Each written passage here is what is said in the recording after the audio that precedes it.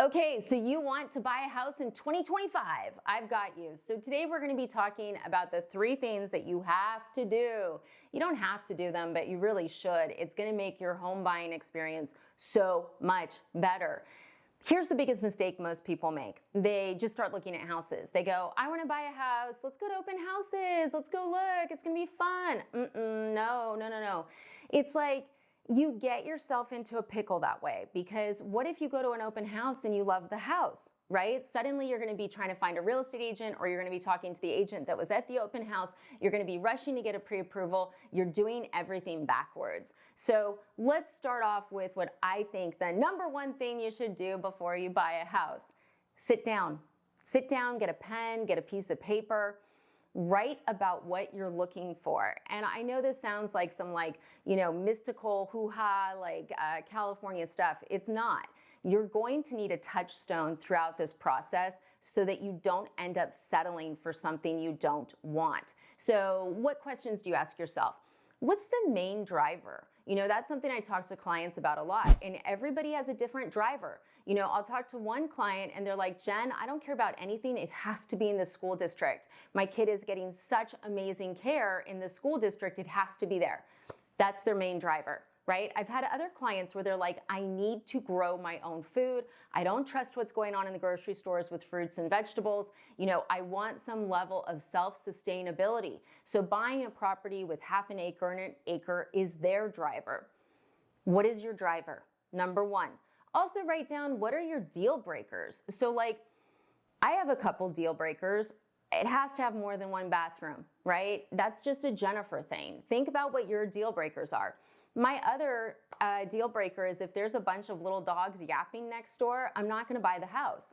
I work from home a lot and the sound would drive me nuts. So think about who you are, who you really are, okay? Not who you aspire to be. Look, would my life be better if noise didn't bother me?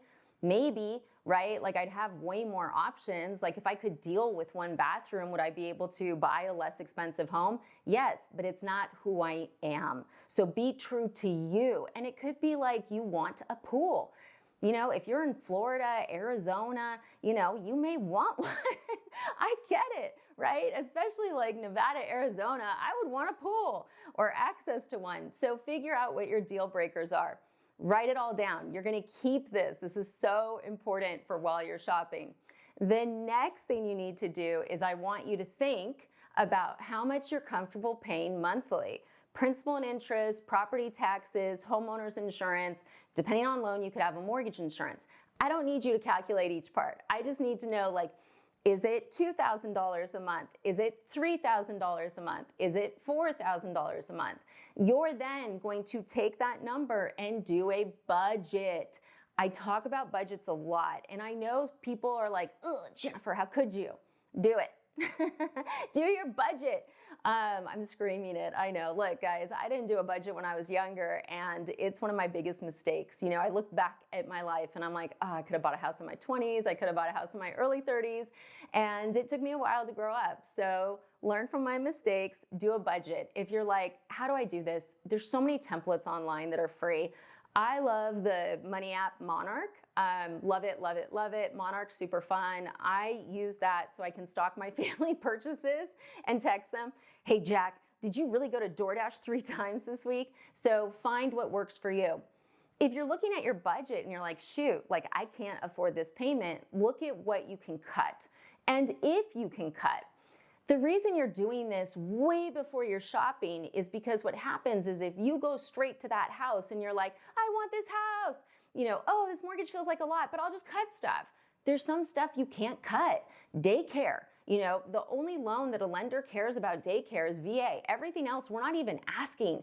And with daycare being $1,500 to $3,000 a month in America right now, you can't cut it. So go through, see what you can cut, figure out what that number is for housing.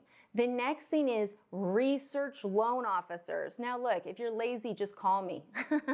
I'm licensed in 48 states, read our reviews, just call us, we'll help you. I'm happy to be your lender. But if you're like, no, Jen, please at least research loan officers, because There are different expertise levels, you know, and because of YouTube, I get the calls where it's like, oh, this is blowing up or this is blowing up. And I listen to what's going on and I'm like, you're working with an inexperienced lender. Or, you know, they're like, oh, they said my rate was going to be this, but now I'm supposed to close and they're saying it's going to be this. Yeah, you got bait and switched. You know, you didn't research the loan officer. And I get it. You guys don't know that. That's why I'm doing this video. Like, there are loan officers that are total dirtbags. There are loan officers that don't know anything. And there's great loan officers. There's lots of great loan officers that care about your outcome. So really important, what you're gonna want with that loan officer is a fully underwritten pre-approval. And if you're like, what is that? I have videos, check them out. A fully underwritten pre-approval is the lender getting all your information, all your documents. We are putting you through the test. And you're like, well, I don't want to do all that work. Don't buy a house. Don't. And I know that sounds rude, but it's like this. You're going to have to do that work at some point, okay? You can't just get a loan and not provide any documents. Now, in fairness, is there like 2% of the population where we may be able to verify everything electronically? Yes, but it's like 2%, guys. It's not everybody. So I would say yes, get your documents, get them over to the lender, get that fully underwritten pre-approval, because when you're writing offers, that's the strongest level. And if your lender goes, we don't do that, why are you working with them? Like, it doesn't cost you money to get a fully underwritten pre-approval. Now look, do I charge for hard credit pulls if you're not a veteran? I do. It's $25. It might be going up to $30. They raised the prices again. The credit bureau's not us. Anyways, that's it. Okay, but would I say you should go shopping without a hard credit pull, even if you didn't do a full underwrite? No. And the thing that we see is people will be like, well, my lender says they don't do that. They're just being lazy, guys. Like, here's the thing. Is it more work for the lender? Yes. Does it give you a stronger offer? Yes. Does it make it so that when you actually find the house, you have way less stress? Yes, because what's normally the most stressful part about buying the house, it's the loan. It's waiting for the underwriter. Oh, do they like me? Do they not like me? It's way easier if you do it before you're in contract. The other thing that you want to do is you want to make sure that you're going through the loan officer, what your debt to income is, what to expect with payments, what to expect with rates, what to expect with closing costs, line by line. I'm trying not to sneeze. Anyways, it's something I do. And what I hear a lot that breaks my heart is I'll be talking to people and they'll be like, yeah, I think my lender's too busy. And I look at the lender, I'm like, this person's closed 4 loans. They're not too busy. This isn't their main job. But you guys are made to feel like what you need to be successful is a burden on them, and that's wrong. It's our job, okay? It's our job. It's what we're supposed to do. Like, we're supposed to help you be educated and empowered to buy a house. But we just live in this weird digital era where everyone's like, buyers just want stuff fast. They don't want to know anything. Just give it to them fast. Like, if it doesn't work out, that's on them. And it's just wrong.